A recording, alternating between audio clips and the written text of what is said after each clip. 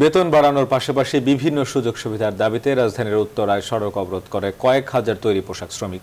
সকাল ৮টা থেকে দুপুর ২টা পর্যন্ত টানা ৬ ঘন্টার অবরোধে অচল হয়ে পড়ে ওই সড়কের যান চলাচল। তৈরি হয় দীর্ঘ যানজট, অসহনীয় দুর্ভোগে পড়েন সাধারণ যাত্রীরা। বিস্তারিত জানাচ্ছেন আলী তালুকদার। রবিবার রাজধানীর এয়ারপোর্ট উত্তরা আব্দুল্লাপুরে মজুরি সহ বিভিন্ন দাবিতে সড়ক অবরোধ করে আশেপাশের পোশাক কারখানার কয়েক হাজার শ্রমিক। সকাল ৮টা থেকে দুপুর ২টা পর্যন্ত চলা টানা ৬ ঘন্টার অবরোধে ভোগান্তির শিকার হয় সাধারণ যাত্রীরা। সড়কে তৈরি হয় দীর্ঘ যানজট। এ সময় পায়ে হেঁটেই নির্দিষ্ট গন্তব্যে যেতে দেখা যায় অনেককে। মিরপুর অফিস করে বাসা হচ্ছে উত্তরা বাচ্চাটা সকাল থেকে না খাওয়া, এখন বাথরুম করতে চাইতেছে সেটাও পারতেছি না, এখন গাড়ি রেখে বাচ্চা নিয়ে হেঁটে যাচ্ছি। সিদ্ধেশ্বরী থেকে আসছে এক রুগী দেখতে, সেই মাঝখানে যা আমাদের এরকম অবস্থা।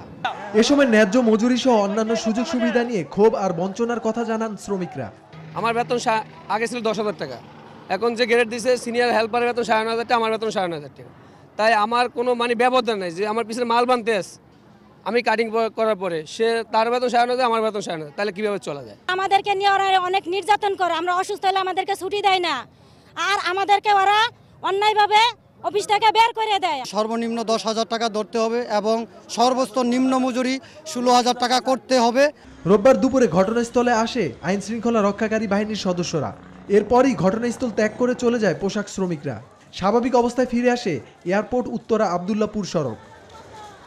আলী তালুকদার, নিউজ 24, ঢাকা।